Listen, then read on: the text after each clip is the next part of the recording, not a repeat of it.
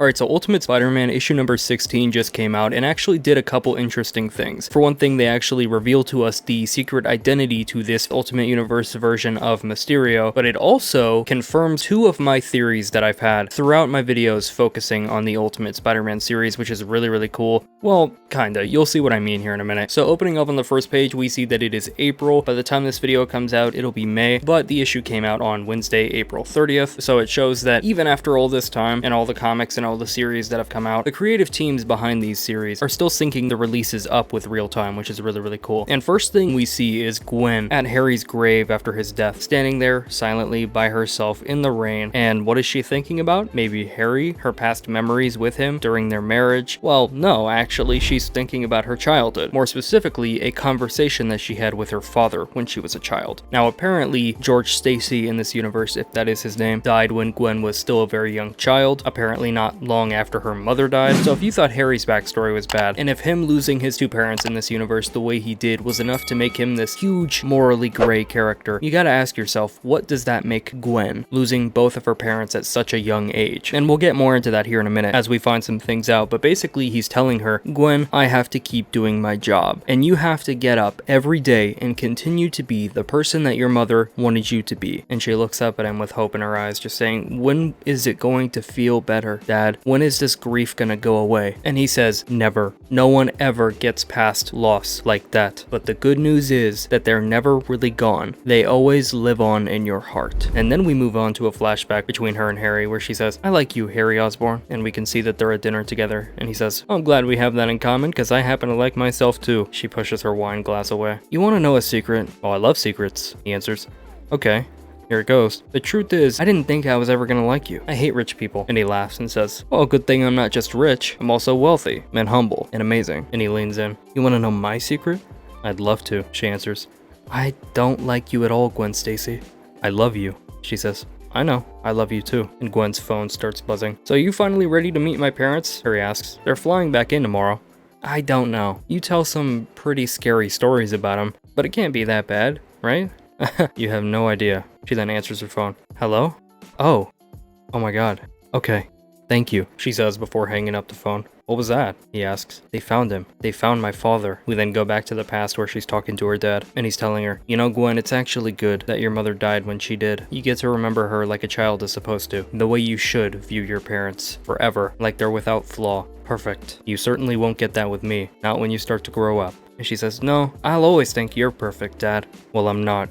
I have secrets that many in the world, and especially you, won't find out about until I'm gone. You might not understand who I was. People might say some bad things about me. They might say nothing at all, because the mystery will hold. Just, no matter what, understand this. Everything I've done was for you, so that you will understand this world as it really is. This world is a lie, and that is my legacy to you. We then flash forward where Gwen is all grown up, and we hear someone off panel talking to her saying, we finally recovered your father's remains. They didn't want to give him up, but now, thanks to the circumstances, his final wish has come to pass. He wanted you to take on his mantle. Do you know the words? And we see this crystal ball, this purple glowing crystal ball with Gwen's reflection in it, as she says, the world is a lie, and only through embracing those lies and becoming a master of them can we truly see. And we see her at this table of other Mysterios, and she says, our craft is old, older than the lie. Our power is ageless. The amulet has been passed down from sire to spawn, 1 to wear it, 5 to share it. We are Mysterio. We then get taken through the years as her and Harry get married. She forms relationships with his parents. We see their first Christmas together, and Harry gives her a book called The World That Is in the World That Was by a man named Dr. Jericho Drum, which is apparently one of the only copies of the book in the entire world. And Gwen is just stunned. Oh my god, is this an actual copy? You bet it is, Harry says. Let me tell you, super hard to find that, by the way. We could put a kid through college for what I paid for that. Still, I know you love this conspiracy stuff, so I got it. And Gwen looks at him with disapproval. Conspiracy? Do you know what this book is about? It suggests that the world has 2 timelines, 2 realities. The one that we're currently in and the one that we're supposed to be living. This isn't about flat earths or chemtrails. It's the real reason you can't find this book anywhere. And he just brushes her off saying, see, That's why I knew you'd like it. So what did you get for me? And it's ironic that he brushes this off because eventually he would find out that she was completely right. But not only that, he is too. Because yes, that's essentially what the Ultimate Universe is. Two timelines. The reality that was supposed to be before the Maker interfered and the one that they live in now. And Harry would eventually find that out for himself. But also, it is a conspiracy. It was literally a conspiracy by the Maker and his underlings, and it's a conspiracy for them to be upholding it at this point in time. So even though Gwen understands that the world is a lie at this point in time, and Harry doesn't, she's still also in the dark about certain things, and it shows just how innocent of lives they had before. We then flash back to 1 year ago. This would have been after the Ultimate Spider-Man series had already started in continuity, but we see that Gwen is still a full-on Mysterio at this time, and this would have been after her and Harry and Otto Octavius found out about everything that was hidden in the abandoned Stark labs with all the files about the Maker, the Council, everything. And she's telling the other Mysterios about everything they found. We were right all along, she says. Everything we worked for, everything we believe in is real. The world is an illusion fabricated by one man. One man is telling a lie big enough to deceive all of humanity, all life in the universe, past, present, future.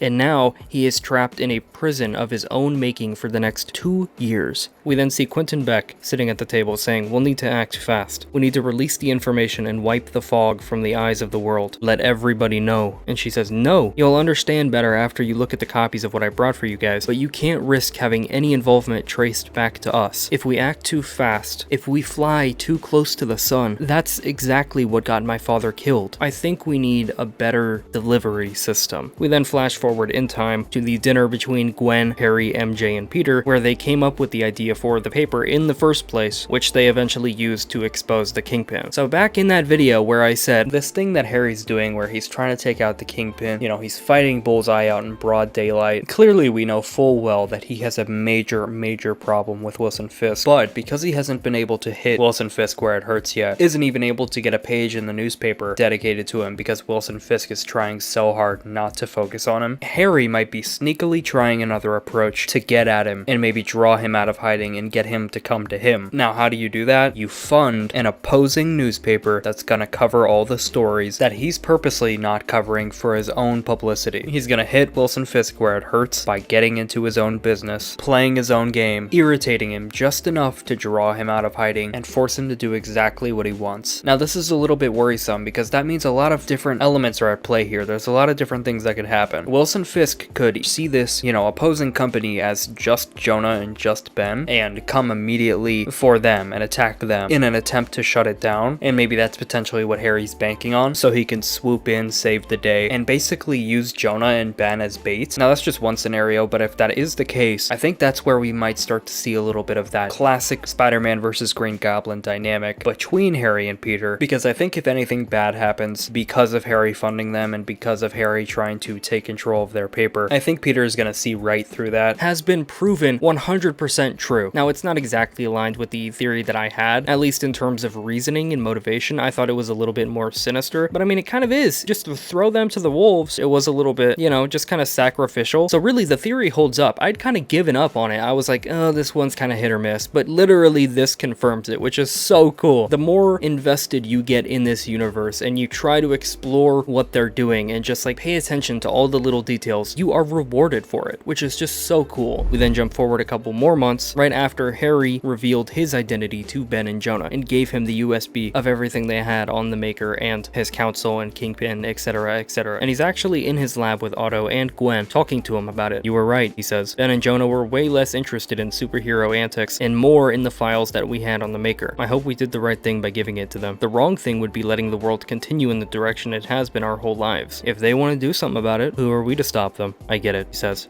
"Hey, you want to hear something funny? They actually thought that you were the Green Goblin, that you were the one in the suit. Can you imagine that?" And she laughs. "That is hilarious." "No, I can't imagine that at all." We then jump forward to Christmas time where she's by herself, not knowing where Harry is, and one of the other Mysterios suddenly appears to her. "What are you doing here?" she says. "I don't have time for this. Things are bad enough as it is." "I found him." "What?" she asks. "Where?" "Craven, along with his sidekick. He caught their scent earlier and just waited around until it was his perfect time to act. He kept it all very quiet, but now he's made the mistake of including a confidant of ours into his scheme, all because Craven wants to hunt them in the Savage Land. He doesn't know about our alliance with the Mole Man, and he doesn't know that the Mole Man has told me, but Kraven does intend to kill them. We then jump forward to the confrontation between Harry, Peter, and Kraven, where Harry's talking Peter into killing him, and Peter's refusing. Gwen, suited up as Mysterio, puts a hand around Harry's mouth, telling him not to speak. We then see them in the background as Peter reacts to fake Harry's death, and we see this whole interaction between Peter and the other Mysterio from afar. Gwen then looks over to Harry. They're fine. Let it play out. Then after this other Mysterio convinces Peter to leave, Kraven sits up and realizes that it was a mirage. What are you playing at, Mysterio? Gwen then picks up the gun and says, "So long, comrade," shooting him in the head, and actually legitimately killing Kraven the Hunter in the Ultimate Universe. Harry stands there looking at his own dead body saying, "Mysterio?" And she takes off the mask saying, "Yes, dear." And when he realizes it's her, realizing what just happened, he says, "What the fuck is going on?" And that brings us to now, where Harry joins her at his own cemetery saying, "So I'm dead? And the Green Goblin is not," she answers, which must mean, and he finishes her train of thought, "I'm not the Green Goblin." She embraces him and says, "Yes." Gwen, why didn't you tell me? Because I was raised for this life. It's been part of my life longer than you have. I thought I could keep it separate, that I could have both. Not if you keep lying, he says. If you're gonna be so secretive, it's not gonna work. She looks over at him. I'm Mysterio, Harry. Secretive is just another word for mysterious. That's who I am. He looks at her and sighs. We'll figure it out. And he smirks. I know we will. Okay, she answers. So what's next? And they walk away from his grave, just a couple of ghosts, with Harry finishing off the issue saying, now we take the fight to them. Now we win. And so obviously with that whole thing, that confirms the theory that I had in the last video. Go ahead and check that out here. But yeah, man, it's just genuinely so impressive how thorough this series is and how, I mean, we all knew this was gonna happen with Hickman. I've been saying it since the beginning. I mean, he is just that guy when it comes to Marvel characters and his usage of them and, you know, just having these things planned out. But it's so cool when you think that you have a theory completely right, and then you go months without confirmation, and then you realize you actually were right the whole time. So how genius is Jonathan Hickman to write something that is both predictable and continuously surprising? This is why people love this series. But that's just me. Let me know your thoughts on the issue down below. Subscribe if you haven't already. That is the video. Thank you for watching.